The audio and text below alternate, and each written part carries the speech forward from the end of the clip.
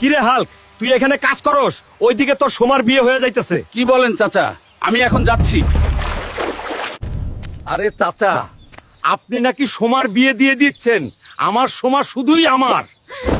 3 মাসের ভিতরে যদি সেনাবাহিনীর চাকরি করতে না পারো, তাহলে সোমাকে অন্য জায়গায় বিয়ে দিয়ে দিব।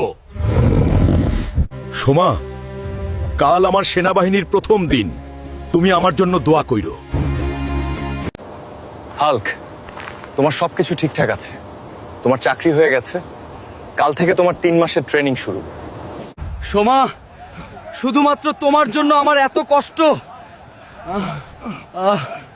অনেক কষ্ট হচ্ছে, অনেক কষ্ট হচ্ছে। 1 2 3 4 1 2 3 4 হাল্ক, তোমার সম্পূর্ণ ট্রেনিং শেষ। এবার তোমাকে বিদেশ যেতে হবে 6 মাসের ট্রেনিং এ। ঠিক আছে স্যার।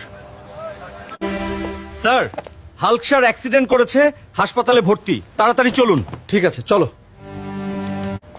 হাল্ক, তুমি এখন অসুস্থ। তোমার বিদেশের ট্রেনিং এখন বাতিল। তুমি 1 মাস বিশ্রাম নাও।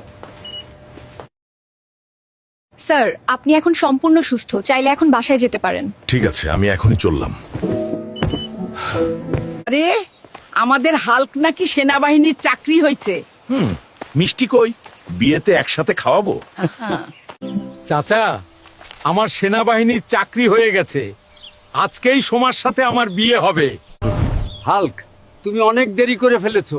15 দিন আগে সোমার বিয়ে হয়ে গেছে সরকারি চাকরিওয়ালা ছেলের সাথে। চাচা, যার জন্য আমি এত কষ্ট করলাম সেই নাই, তাহলে আমার বেঁচে লাভ কি? জীবনে এখানেই শেষ, না মাত্র শুরু।